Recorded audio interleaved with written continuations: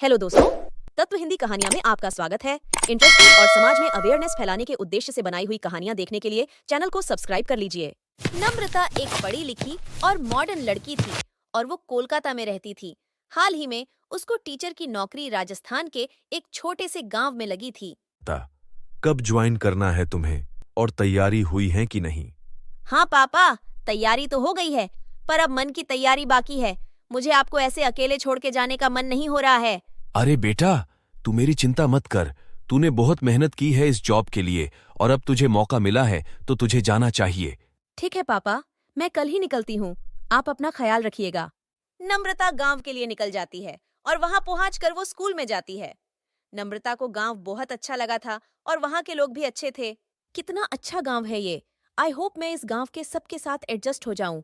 नम्रता कुछ दिन में सबसे घुल मिल जाती है और वो स्कूल के बच्चों को अच्छे से पढ़ाने लगती है। टीचर जी, मैं कल स्कूल नहीं आऊंगी। क्यों नहीं आओगी तुम स्कूल? क्या बात है? टीचर जी, कल ना मेरे घर मेहमान आ रहे हैं, इसलिए मैं स्कूल नहीं आऊंगी। अच्छा ठीक है सुधा। दूसरे दिन सुधा के घर मेहमान आते हैं और उसे पता चलता है कि वो उसके शादी के लिए उसको देखने आए हैं। सुधा को कोई अंदाजा नहीं था कि उसकी शादी होने वाली है। पापा, मुझे शादी नहीं करनी है, मुझे पढ़ाई करनी है और मैं अब 14 साल की ही हूँ। अब मेरी 10वीं की परीक्षा है। कैसी बात कर रही हो तुम? हमारे गांव का रिवाज है, लड़की 8 साल की होते हैं शादी करा देते हैं, पर तुझे हमने पढ़ने दिया। पर अब बस तेरी शादी तय हो गई है। पर पापा, मुझे नहीं करनी है शादी। सुधा की माँ, इसे समझाओ। हमारे समाज का नियम है और वो हम तोड़ नहीं सकते। सुधा के परिवार वाले सुधा की कोई भी बात नहीं सुनते हैं और उसका स्कूल जाना भी बंद कर देते हैं। अरे बेटा मुकेश, सुधा स्कूल नहीं आ रही है।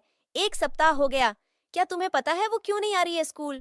टीचर जी, सुधा मेरे घर के पास नहीं रहती है। वो तो कमला के घर के पास रहती है। उसे जरूर पता होगा। अच्छा, कमला तुम्हें पता है क्या? सुधा स्कूल क्यों नहीं आ रही? हाँ टीचर जी, सुधा की शादी तय हो गई है। कल उसकी माँ मेरी माँ से बात कर रही थी और सबको मिठाई भी दे रही थी। ऐसे कैसे शादी कर सकती है? वो तो अब 14 साल की ही है। मैं खुद जाकर सुधा के माता पिता से बात करती हूँ। शाम को नम्रता सुधा के घर जाती है। देखिए टीचर जी, हमारे गांव में 15 साल के पहले ही बेटियों की शादी का रिवाज है और ये हमारे मान सम्मान की बात है। आप किस मान सम्मान की बात कर रहे हैं? बाल विवाह जैसे संगीन अपराध को आप मान सम्मान का कह रहे हैं। कच्ची उम्र में शादी करना सम्मान का विषय कैसे हो सकता है? देखिए टीचर जी, हमारे गांव के मामलों से आप दूर रहिए। अगली पूनम को शादी है, आप खाना खाने और बच्चों को आशीर्वाद देने आ जाइएगा। आप गलत बोल रहे हैं। बाल विवाह जैसे प्रथा को रोकना चाहिए। आप एक लड़की का बचपन छीन रहे हैं। आप शहर के पढ़े लिखे लोग कह क्या जाने हमारे लिए कितने शान की बात होती है। बेटी की शादी 15 साल के पहले करना। जितने जल्दी बेटी का ब्याह होता है उतना ही अच्छा होता है माता पिता के लिए। नम्रता काफी ट्राई करती है सुधा के माता पिता को समझाने का, पर गांव के प्रथा और रीति रिवाजों से जकड़े हुए लोग को समझाना आसान नहीं था और वो बात करके अपने घर वापस आती है। दूसरे दिन नम्रता अपने कलीग मनोज से बात करती है। मनोज, तुम्हें पता है क्या इस गांव में बाल विवाह जैसे प्रथा अभी भी चल रही है और इस प्रथा की बलि चढ़ी जा रही है हमारी होनहार स्टूडेंट सुधा। हाँ नम्रता, मुझे पता है। मैंने काफी ट्राई किया था इन लोगों को समझाने का, पर ये कुछ भी सुनने के लिए तैयार नहीं थे। इसलिए मैंने अब बोलना बंद कर दिया है। पर मनोज, ये क्या बात हुई?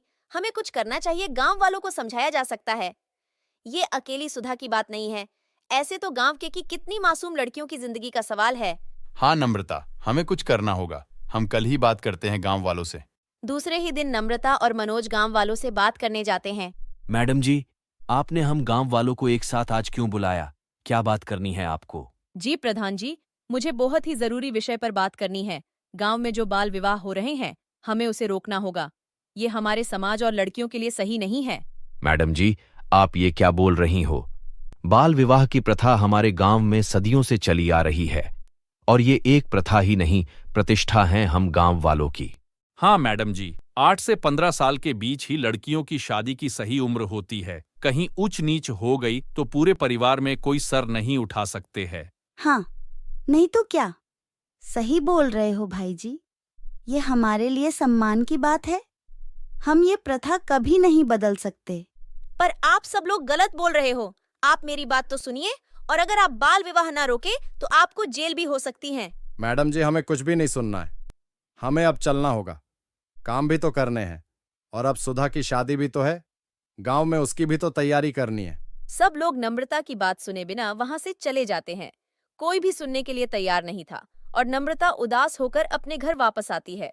मैं हार नहीं मान सकती, मुझे गांव वालों को समझाना होगा और सुधा की शादी भी रुकवानी होगी। ऐसे ही कुछ दिन बीत जाते हैं और नम्रता न्यूज़पेपर लेकर गांव के प्रधान के पास जाती है और वह पर पहले से ही कुछ लोग बैठे थे। प्रधान जी, आपने उस दिन मेरी बात नहीं सुनी और आज देखिए पास के गांव की 4 लड़कियों की मौत हुई है बाल विवाह से। ये क्या बोल रही हो मैडम जी? ऐसे कैसे हो सकता है? प्रधान जी, कम उम्र में शादी करना एक लड़की के लिए बिल्कुल भी ठीक नहीं है।